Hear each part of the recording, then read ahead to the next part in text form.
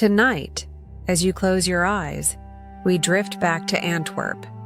The year is 1528. The air smells of oil and smoke. Bells toll across the narrow streets of Flanders. The sound echoes off damp stone walls. Inside a modest house near the Church of Our Lady, a candle trembles beside a wooden cradle.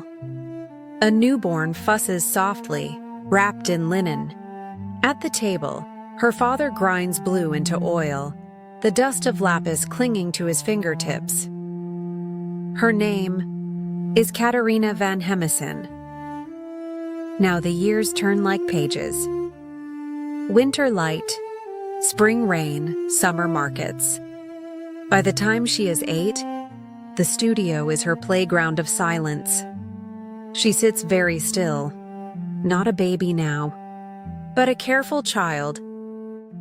In the early 16th century, art was not merely craft, it was hierarchy. Names like Titian and Holbein towered across Europe, and yet for every master, there were hundreds of silent hands, apprentices, assistants, wives, daughters, who painted in the shadows and were never signed. Caterina was born into that silence. Her father, Jan Sanders van Hemessen, was among Antwerp's respected painters, known for his vivid religious panels and moral allegories, for his crowded scenes of taverns and temples, where light fought darkness and human folly met divine warning. He worked for the Guild of St. Luke, and in his studio, brushes whispered before dawn. Caterina grew up among these whispers. She watched her father grind pigments from crushed lapis and vermilion, mixing them with egg yolk and linseed oil until the colors came alive. And sometimes, when he turned his back, she would dip her finger into the mixture and trace small faces on the table's edge. She was barely 8 when he noticed. Not the mess, but the precision. The delicate line of a cheekbone. The instinct to shade the eyes before the hair. "Do that again," he said. And from that day, the house smelled not only of paint, but of possibility. To be a woman in 16th century Flanders was to belong to someone, to a father, to a husband, to the church. But Caterina belonged to her canvas. Her father, progressive for his time, allowed her to train within his workshop, an act that bordered on rebellion. She learned perspective, proportion, and the sacred geometry of the human form. He taught her the anatomy of the hand, the mathematics of drapery, the poetry of shadow. By 12, she was drawing saints. By 14, she was painting them. The studio became her sanctuary. It was sometime around 1548 when she did something no woman had ever dared to do. In her small workshop, she positioned a mirror beside her easel, not to adjust her hair, but to study her face. Then, with steady hand, she began to paint. Brush against linen. Light against flesh. History against expectation. What emerged was revolutionary. Self-portrait at the easel. A young woman, pale, composed, her gaze unwavering, painting herself as a painter. She is not a muse, not an allegory, not a saint. She is an artist, in the act of creation. In that moment, Caterina van Hemessen didn't just paint her reflection. She painted the beginning of female authorship in Western art. Every woman who ever stood before a canvas, from Artemisia to Frida, owes a quiet debt to that gesture. That painting, now housed in the Kunstmuseum Basel, measures only 32 centimeters high, barely the size of a notebook. Look closely. The muted brown of her gown, the faint lace at her wrists, the poised fingers holding the brush mid-stroke. Everything whispers restraint, discipline, self-possession. Around 1554, Caterina married Christian de Maurienne, A musician in the service of the Spanish regent Mary of Hungary, sister of Emperor Charles Victor. It was a courtly union, art and music, brush and lute. For a time, she painted for the court, her portraits growing softer, more meditative, their tones warm with introspection. But soon after, history shifted. When Mary of Hungary retired to Spain, Caterina followed her to the royal court, one of the very few women ever invited to such a circle. And then, she stopped painting, perhaps by choice, perhaps by circumstance. The records fade after that. No more signatures, no more I. The carriages rattled through the cobbled streets of Brussels.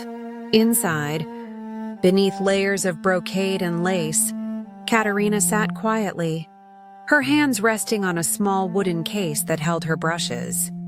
Outside, winter mist blurred the edges of the city. She was leaving behind everything familiar: her father's workshop, the scent of linseed oil, the chatter of apprentices. Mary of Hungary, regent of the Netherlands, had heard of the young painter from Antwerp, a woman whose brush captured dignity rather than decoration. The court needed portraits, but also symbols, images that told Europe its empire was cultured, enlightened, divine. Caterina's restraint, her intelligence, and the quiet authority in her paintings made her the perfect choice. When she arrived, the palace was alive with music. Lutes and viols filled marble halls. Courtiers whispered about Spain and power, and candles trembled in gilded sconces. And there, amid silks, tapestries, and Latin conversation, stood the young artist from Antwerp. Holding her own palette, the queen received her warmly. Mary of Hungary herself was a collector, a woman educated among kings, and she admired Caterina's discipline. For the first time, Caterina found herself surrounded by women who understood art, not just as ornament, but as intellect. Yet still, she remained an outsider. In a world ruled by men, her presence was tolerated, not celebrated. She was the artist in the corner, painting portraits that others signed with approval. But what she left behind in those years, though few works survive, was refinement. Her palette grew gentler, her glazes thinner, her faces more thoughtful. The rigid Flemish realism softened into something human. You could almost feel the heartbeat behind the paint. In the queen's retinue was a musician, Christian de Maurienne. He played the lute with a melancholy grace that filled the cold palace evenings. They shared the same loneliness, the same reverence for creation. When he played, Caterina painted faster, her strokes keeping rhythm with his notes. Together, they traveled, from Brussels to Spain, following the royal household's slow migration. There, in the court of Madrid, Caterina's light began to dim. Records of her works cease around 1555. No commissions, no guild entries, no signed portraits. Some say she devoted herself to her husband's career. Others believe she continued painting privately, signing nothing, content to disappear into her own silence. History can be cruel. It remembers noise better than nuance. For centuries, Caterina was little more than a footnote, a name attached to a single small portrait. Yet that small portrait, the self-portrait at the easel, burned quietly through time like a candle that refused to die. Scholars in later centuries rediscovered her signature, Ego Caterina van Hemessen me pinxit. That Latin phrase became a beacon for art historians tracing the lost lineage of women in art. They realized she wasn't just painting herself. She was inventing the image of the woman artist. Her contemporaries, Men like Peter Kuke van Aalst, Jan Gossaert, and even her father, Jan Sanders van Hemessen, are studied for their technique, their commissions, their scale. But Caterina is remembered for something deeper, the courage to see herself as worthy of depiction. After her husband's service ended, Caterina returned to Antwerp. The city had changed. The Reformation was stirring. Markets had grown restless. Art had become business. Her father had aged. She cared for him until his death around 1566, then vanished once more from the record. No letters, no diaries, no apprentices carrying her name. Only her image, that steadfast young woman with a brush in hand, remained to tell her story. She likely died in Mechlin sometime after 1587. No tomb bears her likeness. No epitaph recalls her fame. But perhaps she would have preferred it that way. For her, immortality was never marble or praise. It was the stroke of a brush, the whisper of paint across canvas. Centuries later, when scholars searched through the archives of Antwerp's Guild of St. Luke, they found her name written in careful ink.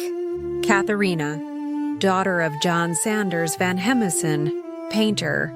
No grand title, no noble crest, just painter. That word, simple and unadorned, is her victory. Because in a world where women were subjects of art, not its makers, Caterina became the eye instead of the object. She painted herself not to be adored, but to exist. And in doing so, she opened a door that could never be closed again. Her brush was small, but her echo immense. Every time a woman stands before a mirror and sees both herself and her work reflected, Caterina's ghost looks back, smiling faintly from 1548. And so, as night falls over Antwerp once more, the bells of the Church of Our Lady ring across the river. Somewhere in the museum's quiet halls, her small self-portrait glows under glass, light trembling across her calm eyes. She lived in silence, but she painted truth. She vanished from history, but history could not forget her. This film is dedicated to Caterina van Hemessen, the first woman to paint herself into existence.